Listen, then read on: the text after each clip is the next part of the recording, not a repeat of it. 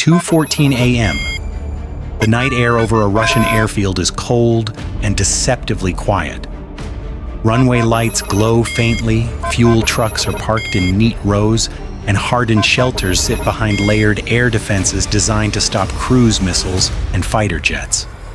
Then, without warning, small blips flicker on the perimeter sensors, too slow for missiles, too low for comfort. Seconds later, a sharp flash cuts through the darkness, followed by a rolling fireball that silhouettes parked aircraft against the night sky. This is not a battlefield on the front line. This is deep inside Russia. And the attackers are not jets or ballistic missiles, but long-range drones launched by Ukraine, flying hundreds of kilometers to strike at the heart of an airbase once considered secure. Here's the shock. Each drone costs a fraction of the price of the air defense systems meant to stop it. Yet in the darkness, at low altitude, they slip through gaps created by physics, timing, and human reaction. One explosion becomes two. Secondary fires ignite. And then this happened. An outcome neither side publicly anticipated, with consequences that ripple far beyond the runway. If a handful of relatively simple drones can penetrate one of the world's densest air defense networks at night, what does that say about the future of air power and the true balance between cost, technology, and strategy in modern warfare? Since the early months of the war, airfields have been more than just infrastructure, they are force multipliers. From these runways launch the bombers that carry cruise missiles, the fighters that contest airspace, and the transports that keep logistics moving. Protecting them has therefore become a strategic obsession. Russia responded by wrapping key bases in layered defenses, long-range interceptors to catch aircraft and cruise missiles, medium-range systems to close gaps, and short-range guns and missiles to swat targets that slip through. Yet this architecture was built for a different threat profile. It assumes fast movers at altitude, predictable flight paths, and clear radar signatures. Long-range drones challenge those assumptions. They are slow, often fly nap of the earth, and approach from unexpected azimuths. At night, when visual cues vanish and reaction times stretch, the advantage tilts further toward the attacker. For Ukraine, striking airfields deep behind the front lines serves several purposes at once. First, it threatens high-value assets without needing air superiority. Second, it forces Russia to disperse aircraft, parking them farther apart, moving them between bases, or pushing them deeper inland, reducing sortie rates and increasing logistical strain. Third, it imposes a financial dilemma. Defending every base every night against inexpensive drones quickly becomes unsustainable. Geography compounds the problem. Many Russian airbases sit on flat terrain with long approach corridors that favor low-altitude flight. Radar coverage, while dense, is not continuous at very low elevations due to curvature of the earth, clutter, and masking by buildings and terrain. Electronic warfare helps, but jamming is not a silver bullet when drones can pre-program routes, switch guidance modes, or accept degraded navigation to reach a large stationary target like a runway or fuel farm. Politically, these strikes reverberate far beyond the blast radius. They signal reach and intent, reassuring domestic audiences while unsettling adversaries. They also test red lines: how deep is too deep and what constitutes a proportional response. Each successful penetration chips away at the perception of sanctuary and forces planners to rethink assumptions that once felt solid. The stage is set then for a confrontation defined not by brute force alone, but by asymmetry. Cheap platforms versus expensive defenses, patience versus reaction, and innovation versus legacy systems. The question now is how that clash unfolded on the night of the attack. Hours before the first explosion, the operation was already underway, quietly, methodically, and far from the airfield itself. Long-range drone strikes are not impulsive acts. They are the end product of weeks of reconnaissance testing and rehearsal. The most important work happens before launch, when engineers and operators reduce uncertainty to the bare minimum. The first layer is intelligence. Open source imagery, commercial satellite passes, and pattern of life analysis reveal more than static layouts. Analysts track when aircraft are most densely parked, when fuel trucks cluster, and when maintenance cycles peak. Night operations matter reduced visibility, slows human response, while predictable lighting patterns can betray active zones on a base. Even minor details, temporary scaffolding near a hangar or freshly disturbed soil, hint at where defenses may be weakest. Next comes route planning. Long-range drones do not rely on a single guidance method. GPS is useful but not trusted alone. Operators program inertial navigation backups, terrain reference checkpoints, and loiter logic that allows a drone to circle briefly if timing slips. Flying low is essential. At tens of meters above ground, radar horizons shrink, clutter increases, and reaction windows collapse. The drone's speed, often slower than a helicopter, becomes an advantage, blending it into background noise rather than announcing its arrival. Electronic warfare is anticipated, not feared. Designers assume partial jamming and plan for degradation rather than perfection. If satellite navigation drops, the drone continues on inertial guidance. If command links fade, autonomy takes over. The goal is not precision landing, it is reliable arrival within a lethal radius of large stationary targets, runways, fuel farms, and exposed aircraft. Human factors are everywhere.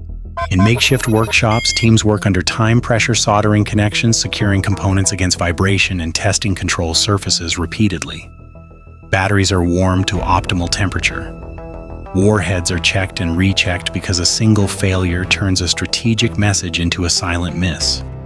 Operators memorize contingency trees. If signal degrades, here switch mode. If altitude spikes, they're cut power and dive. By the time the drones are launched, the outcome is already leaning in one direction. Success no longer depends on constant control, but on preparation, on dozens of small decisions made hours earlier. What remains is execution. And once the drones cross the final kilometers, events accelerate beyond anyone's ability to slow them down. The first drones cross the final boundary just after 2:10. From this point on, there is no human intervention, only pre-programmed logic and the unforgiving math of distance, speed, and time.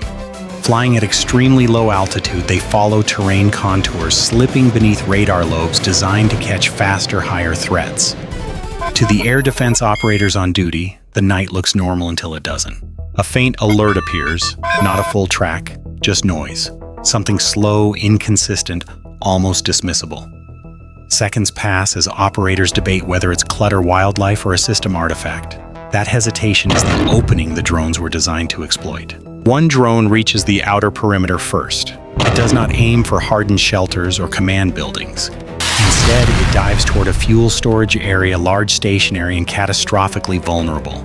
The explosion is not massive at first, but it is precise. A vertical column of flame erupts briefly, illuminating the entire airfield. In that instant, the base gives itself away. Air defenses react violently. Short-range systems open fire tracers, carving frantic arcs through the darkness. Radar operators switch modes, searching for additional contacts. But this is where the sequence breaks in Ukraine's favor. The initial blast forces defenders to focus inward, while additional drones approach from different azimuths, timed to arrive during the confusion. A second impact hits near the runway. Concrete fractures. Debris scatters across the landing surface. Even without destroying aircraft directly, the effect is immediate. Sorties are frozen. Aircraft cannot take off or land safely. Then this happens. A secondary explosion, likely ignited by fuel vapors or stored munitions, detonates with far greater force than the first strike. The shockwave ripples across the apron, damaging exposed aircraft and shattering windows in nearby structures.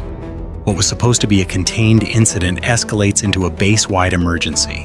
By the time the last drone crashes into its target, the airfield is no longer a defensive stronghold. It is a lit-up, chaotic node under siege by machines that cost less than the missiles fired to stop them. And the most important damage is not what burns, it is what stops. Flights are canceled, assets are relocated, confidence erodes. The attack lasts only minutes. The consequences will stretch far longer. Within seconds of the first detonation, the base's defensive posture snaps from routine vigilance to full emergency. Short-range air defenses fire aggressively, prioritizing volume over precision. Tracer rounds stitch the sky, illuminating smoke and debris, but illumination cuts both ways.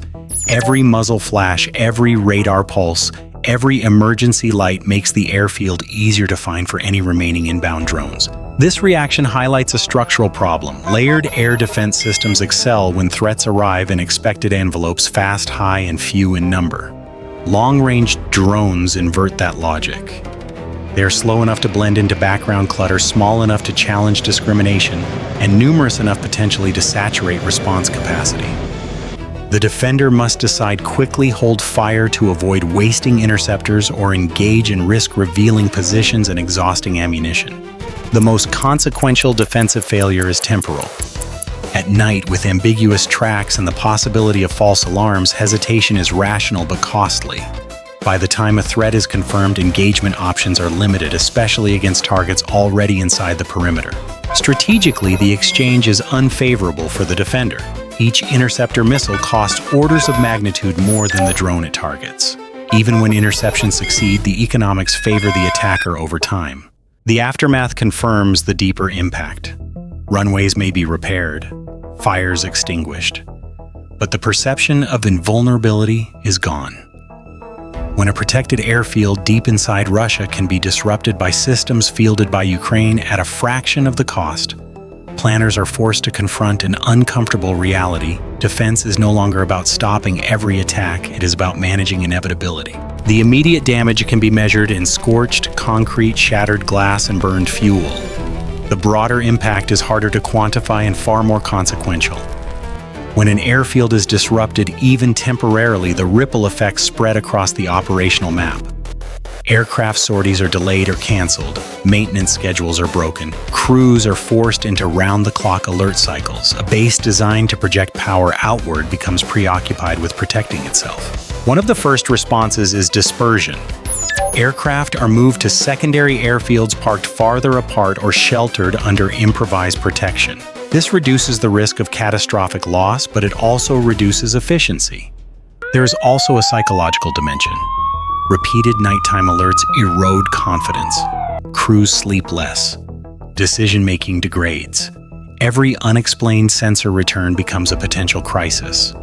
Over time, this pressure changes behavior in subtle ways: slower reactions, conservative planning, and a growing reluctance to concentrate assets even when operationally desirable. At the strategic level, these strikes accelerate a shift already underway. Air power is no longer insulated by distance alone. The assumption that deep rear areas are safe has been broken by systems that are cheap, adaptable, and increasingly autonomous. This forces a reassessment not only of air defense doctrine, but of procurement priorities. Is it sustainable to defend every high-value site with expensive interceptors against a threat that can be reproduced at scale? Internationally, the implications extend beyond one conflict. Military planners around the world are watching closely, drawing lessons about base hardening redundancy and the balance between offense and defense. The message is clear: in an era of long-range drones, security is not binary. It is probabilistic and increasingly contested. What happened that night was not just an attack on a runway. It was a demonstration of how modern warfare is evolving one low-flying drone at a time. The night strike on a Russian airfield is a snapshot of a larger transformation underway. It shows how modern warfare is being reshaped not by a single breakthrough weapon, but by the accumulation of small, practical innovations. Long-range drones, autonomous navigation, and patient planning that exploit the limits of traditional defenses. In this contest, success is less about overwhelming force and more about persistence, timing, and cost asymmetry. What makes this shift so disruptive is not the destruction itself, but the uncertainty it creates. Defenders can repair runways and replace equipment, yet they cannot easily restore the sense of security that once protected rear areas. Every airfield must now be treated as a potential front line, every night as a window of vulnerability. The burden of constant vigilance grows heavier with each inexpensive drone launched. For attackers, the lesson is equally clear. Strategic effects do not require strategic weapons. By targeting the systems that enable power projection, fuel runways, maintenance hubs, small platforms can generate outsized consequences. The battlefield extends far beyond the immediate clash of forces, reaching into logistics, morale, and political calculation. For observers and planners worldwide, this episode raises uncomfortable questions. How do you defend against a threat that is cheap, adaptable, and scalable? At what point does defense become economically irrational? And how will doctrines evolve when the cost curve consistently favors the attacker? As conflicts continue to unfold, one reality is hard to ignore. The balance between offense and defense is shifting quietly but decisively under the cover of darkness. Understanding that shift is essential not to glorify destruction, but to grasp the strategic forces shaping the future of war. Bye for now.